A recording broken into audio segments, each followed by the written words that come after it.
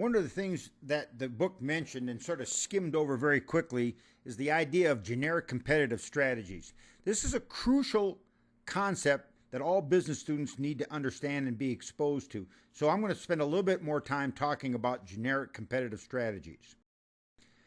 And of course, I have a couple little quotes here, as we always do, to start this off. That is, there's more than one way to skin a cat. Don't email me about cats. This is a famous old line about there's more than one way to make things happen. The old story, it's my way or the highway. Well, there are lots of different ways to be successful in business, and generic competitive strategies will help us identify what those might be. The fewer the resources, the more important the generic strategy. That is, the fewer resources I have, the more important it is that I get my generic competitive strategy right from the very beginning. Michael Porter talks about 4 generic competitive strategies: cost, leadership, differentiation, focus, and middle of the road. So let's spend a little bit of time talking about these, starting with cost leadership.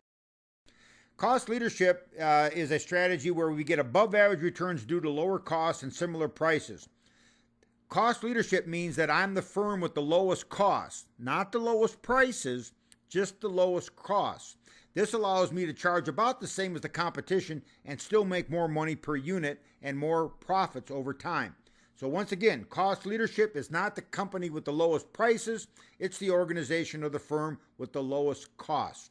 The firm must identify, to be successful, the firm must be able to identify the cost drivers, concentrate on efficiency. They must be focused on production, automation, distribution, and integration. And it is sustainable if there is an economy of scale. Remember from your economics class, an economy of scale refers to the fact that each unit costs less to produce if you produce more of them. If there is a learning curve, that is, if the cost of the units go down as you become more skilled at producing those products, or if there is a location advantage. Some of the skills and resources needed to be a good cost leader: process engineering skills, intense supervision of labor, tight cost controls, understanding the idea that what it is that costs the most to produce your product and how you can best manage those costs. Some of the pitfalls associated with cost leadership, that is, you spend so much concentration on manufacturing that you forget to listen to the customers. And so you end up producing a very low-cost product that no one wants.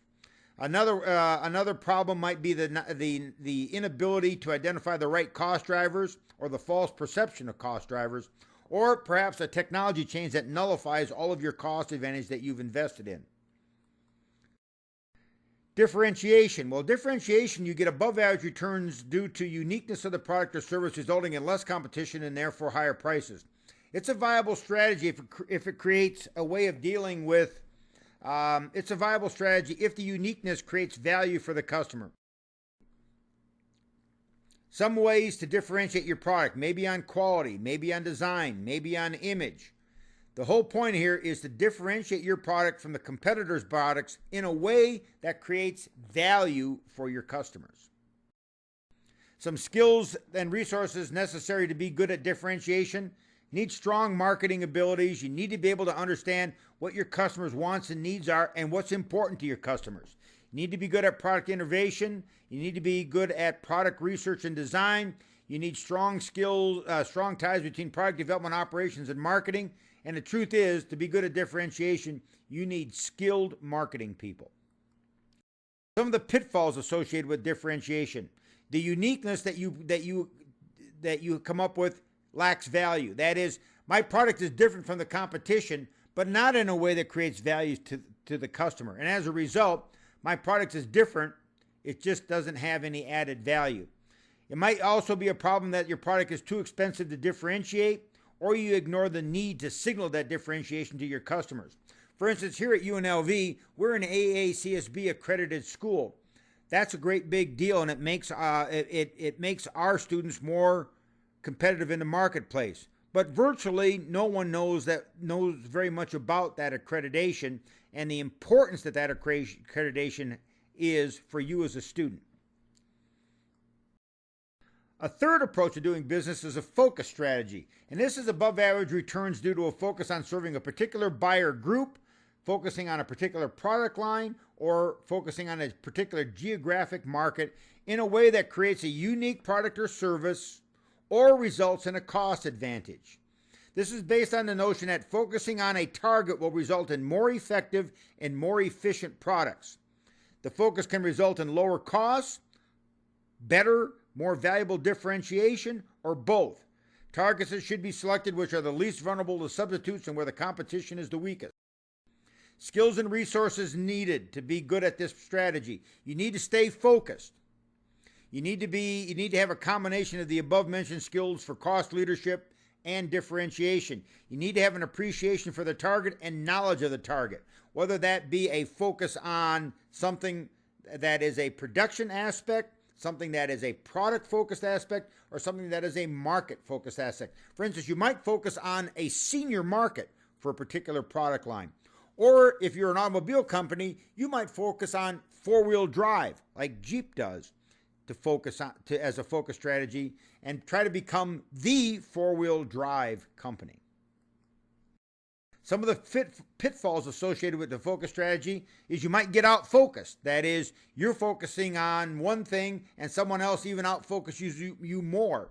Your focus loses value to the customer, or the focus loses its cost benefit. The last strategy that Michael Porter talks about is stuck in the middle. This is not a strategy that companies typically try to pursue, but they sort of end up there anyway, and many companies end up being stuck in the middle. It also can be referred to as a one-size-fits-all strategy, or a mass marketing strategy, or a strategy where we say, we're everything for everybody. Low profits are almost always guaranteed to the price-sensitive customers being attracted to cost leaders, and customers looking for differentiated product being lost to highly differentiated oriented firms that add value with their differentiation.